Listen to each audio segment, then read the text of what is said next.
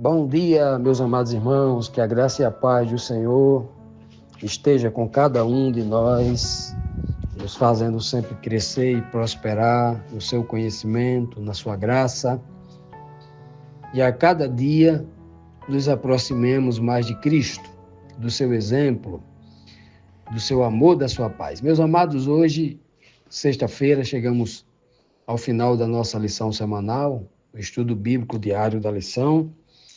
Estamos falando aqui a lição do Senhor exaltado a partir do finalzinho do capítulo 5 de Isaías e início do capítulo 6. Ontem, na quinta-feira, nós estudamos as perguntas 9 e 10, quando nós vimos Isaías, nem visão, depois que foi tocado com a brasa viva na sua boca, ele, ao ouvir a pergunta do Senhor, a quem enviarei e quem há de ir por nós, ele diz, eis-me aqui, envia-me a mim, e obviamente isso era uma tipologia que apontava para Cristo, E vimos também na pergunta 10, quando o Senhor, que manda tocar na boca de Isaías com a brasa viva, para ele falar a verdade, e logo depois envia ele, Então o Senhor disse a Isaías, vai e dize a este povo. Então agora Isaías se tornou o mensageiro de Deus, para levar algumas mensagens de repreensão, de juízo,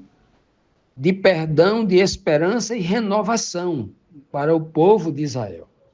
A partir de Jerusalém, quando o Senhor deixou bem claro, quando nós lemos ontem nos versículos 9 e 10 do capítulo 6 de Isaías, o Senhor disse que aquele povo ouvia, mas não entendia, enxergava, mas não percebia nada, o coração estava gordo, estava saciado das suas próprias filosofias, dos seus próprios desejos, se tornaram pesados de ouvidos, de olho, e era muito triste a situação do povo de Israel. Portanto, hoje, nas perguntas 11 e 12, vamos dar continuidade nessa mensagem duríssima que o Senhor está enviando através de Isaías para o povo judeu, o povo de Israel, a partir de Jerusalém. A pergunta 11 diz, qual foi a pergunta de Isaías e qual a resposta do Senhor?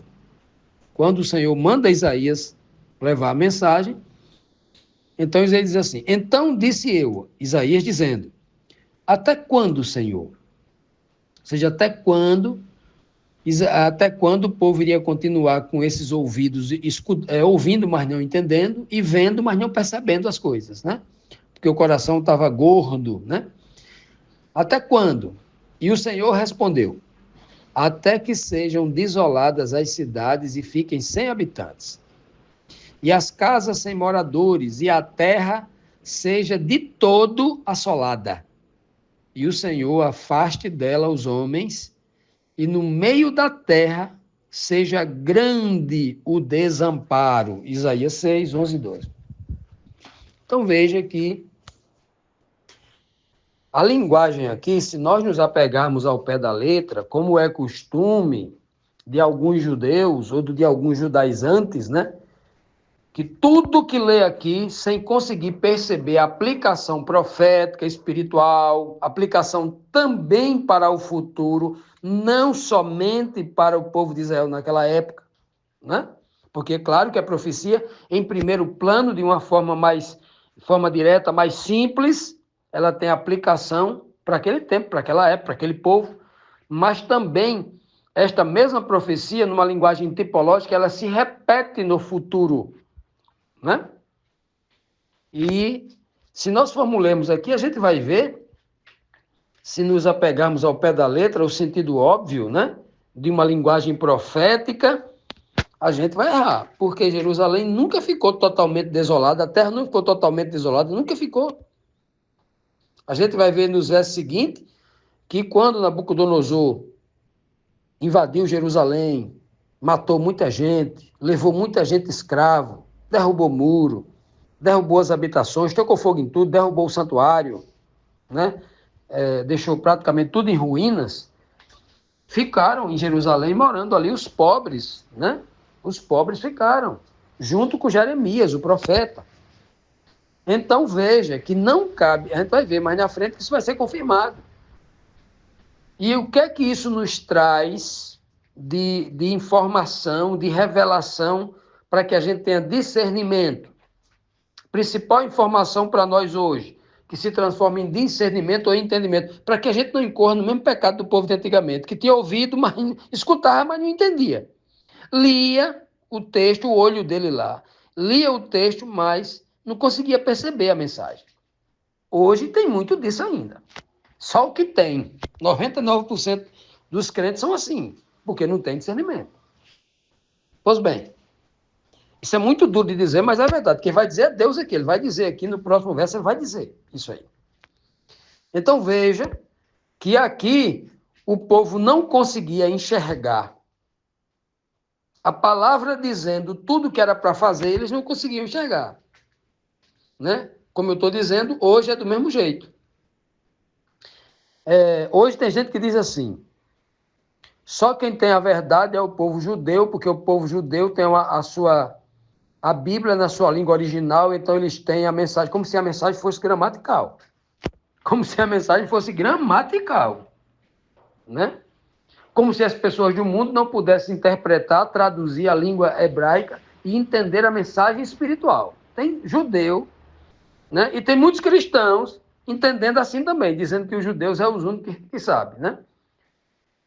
Aí tem gente que acha que ele precisa deixar de ser cristão para se tornar um judeu, para poder ser salvo, porque está cometendo o mesmo pecado que esse povo aqui comete, de estar olhando para a Bíblia com o olhar, né?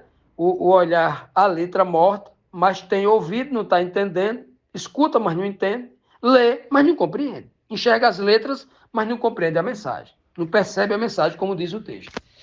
Então, esse é o mesmo erro de antigamente, que está acontecendo hoje da mesma forma, e o Senhor deixa bem claro. Quem escuta e não compreende, quem enxerga e não entende, vai acabar tendo a sua vida desolada, a sua terra desolada. É por isso que tem tantos crentes por aí, né, que 30, 40 anos servindo a uma igreja, servindo uma placa de igreja, servindo um pastor, dizendo a minha, como o judeu dizia, Jerusalém é indestrutível. Em Jerusalém nós temos um Deus que mesmo todo pecado, todo cheio de erros, mas Deus ainda vai cuidar da gente, porque a gente é um povo especial, a gente é um povo abençoado, a gente é um povo... Muitos crentes incorporou essa mesma mentira na vida deles, vivem uma vida de desobediência, de completo descumprimento da vontade de Deus, mas porque ele se diz crente, um povo privilegiado, fazendo coisa errada, mentindo, trapaceando, fazendo todo tipo de coisa errada, mas acredita que ele é uma pessoa escolhida e que Deus vai continuar defendendo ele todo errado. Olha o resultado aqui, olha. O resultado aqui é o mesmo. É o mesmo, né? Então, surdo e cego não vai conseguir escapar desse juízo. Nós temos que abrir os nossos ouvidos para a mensagem do Espírito e abrir os nossos olhos para compreender o óbvio, perceber, né, que o mundo está completamente dominado por uma série de equívocos, de enganos, né? Então, essa é a primeira mensagem especial que nós podemos tirar aqui da 11ª pergunta. Continuando aqui, vamos para a próxima, pergunta 12, que diz assim: apesar da condição de aparente desamparo, qual revelação faz o Senhor a respeito de sua semente espiritual? O versículo 13 diz assim: porém, ainda a 10ª parte ficará nela, em Jerusalém, destruída e desolada, né? Porém, ainda a 10ª parte ficará nela, numa terra desolada e destruída, sem casa, sem muro, né? E tornará a ser pastada, ó, uma terra que serviria de pasto para os rebanhos. E como o carvalho e como a azinheira, duas árvores, né? Que depois de se desfolharem no outono, ainda ficam firmes. Assim, a santa semente será a firmeza dessa terra. Porque ela vai ser toda destruída, a cidade vai virar uma ruína, as casas, né, serão queimadas, o tempo verá, os muros não existirão mais, porque vão derrubar tudo, ficará tudo ruína, né? É tanto que, alguns anos depois, Neemias, Zorobabel, né, esse povo vai vir para ajudar na reconstrução dos muros. Começa pelos muros, depois as ruas, as casas, né, da parte interna da cidade. Então ele deixa bem claro aqui, quem é os únicos, e não todo o povo judeu, e não todo o povo de Israel. Quem são os únicos, os verdadeiros povo de Deus? Era o judeu carnal ou somente a 10ª parte chamada de remanescente, os espirituais? Então, não cabe aqui a carnalidade, não cabe aqui o homem exterior, não cabe aqui a placa da igreja, não cabe aqui o título religioso que a pessoa lançou mão. Isso não cabe. Tudo isso não tem valor nenhum para Deus.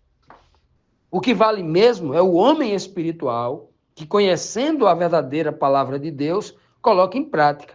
Mesmo vindo o juízo, mesmo vindo a destruição, esses são preservados. Deus não preservou a vida da maioria dos judeus e israelitas que estavam ali quando Nabucodonosor atacou. E que povo privilegiado é esse?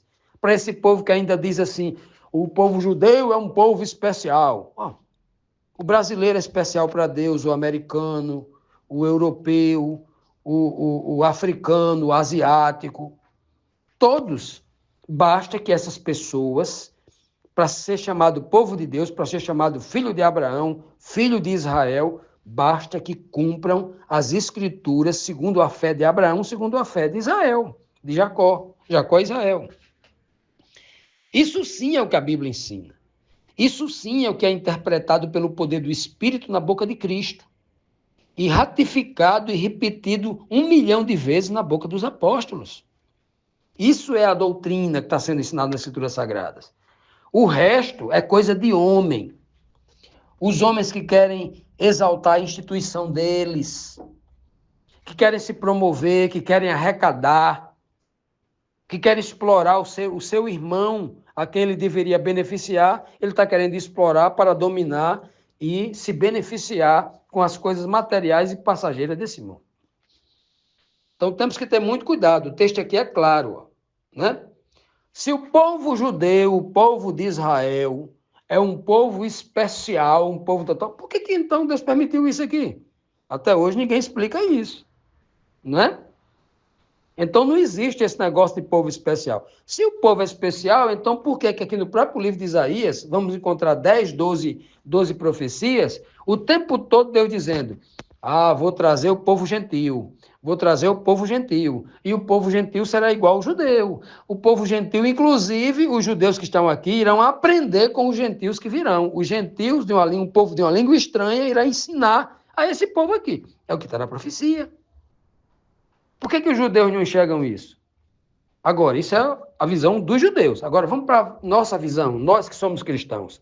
Que a gente não pode olhar só para o outro e esquecer, né? A carapuça tem que se vir na nossa cabeça também. Por que é que nós cristãos, a maioria, né, também incide nesse mesmo erro tradicional lá do passado? Quando dizemos que a minha igreja é privilegiada, a minha igreja é superior à sua, porque na minha igreja tem muito milagre, na minha igreja tem muita gente que faz isso, na minha igreja tem uma TV, na minha igreja tem um hospital, tem uma faculdade, tem isso, tem aquilo outro, na minha igreja tem um pastor rico, na minha igreja continua o mesmo erro.